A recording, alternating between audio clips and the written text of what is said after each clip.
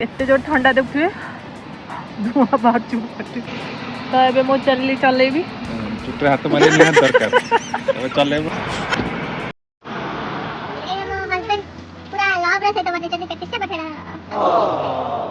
एटा होची किचन केते छोटा किचन ता देखंतु। हेलो एवरीवन नमस्कार। बहुत दिन प्लान पर आज आम गोटे रोड ट्रिप रे बाहरचु जोटा कि जर्मनी रु इटली बाय रोड जीवु आमे।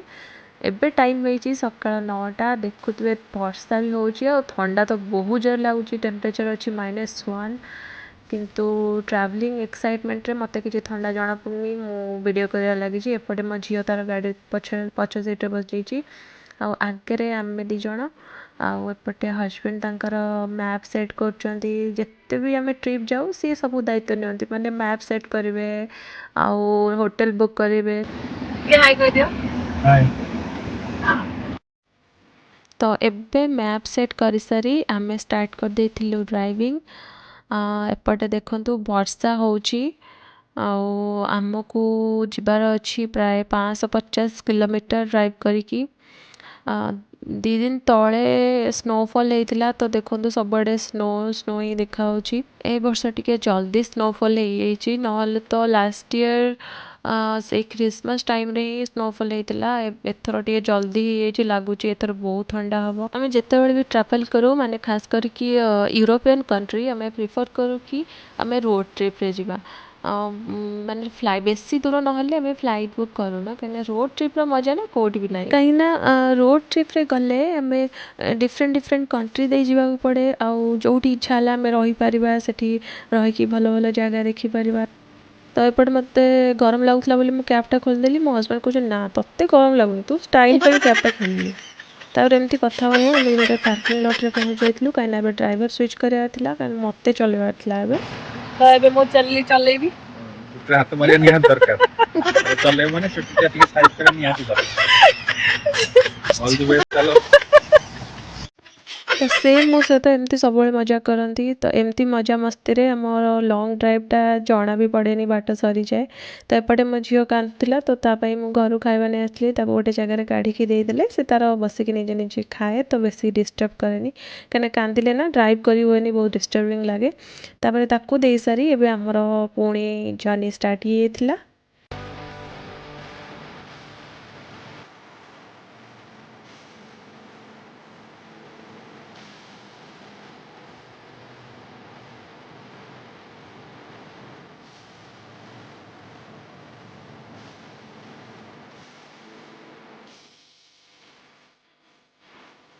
तो एबे आमे आउ गोटे पार्किंग लॉट रे रहिथिलु कहिना आ परे ऑस्ट्रिया बॉर्डर देकी जिबाकू पड़िबो तो ऑस्ट्रिया रो पासटा किनुथिलु ऑनलाइन सेति पई गोटे पार्किंग लॉट रे रहिथिलु। एपटे देखो एते ठंडा जे मो पाटिरो धुआं बाहर जाउची बाहर टिके ठिया हला बेलको तापरे आमे से पासटा किनि सारिकी पुणी स्टार्ट कर देथिलु हमर ड्राइविंग।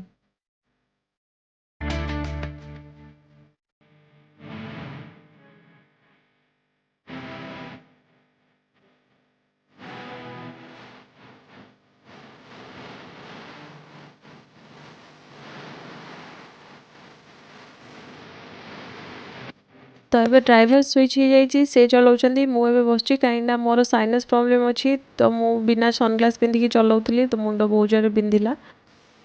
आउ एपर्यंत आमे मात्र अधारू आहुरी कम बाट ही आसीथिलु बाट सरू ही न थाए आउ मते तो बहुत जोर भोक लागुथिला मु कहली नाई चलो गोटे कोठे रखिबा खाई सारी तापर जिबा तापर गोटे पार्किंग लॉट रे रखि देथिलु।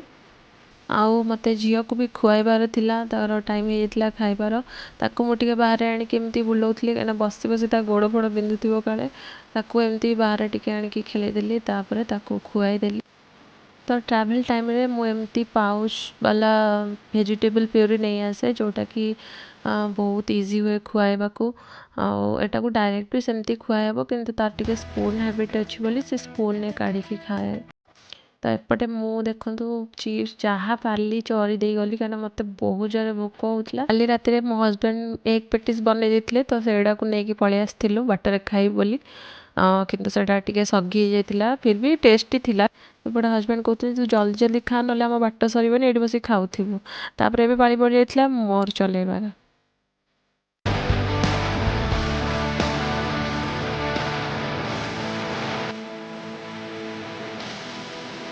ଯଦି ଆପଣ ଇଟଲି ଟ୍ରାଭେଲ୍ କରୁଛନ୍ତି ତ ଦୁଇଟା ଜିନିଷ ପାଇଁ ମେଣ୍ଟାଲି ପ୍ରିପେୟାର ହେଇଯିବେ। ଗୋଟେ ହେଲା ବଡ଼ ବଡ଼ ଟନେଲ୍, ଆଉ ଗୋଟେ ହେଲା ଟୋଲ୍।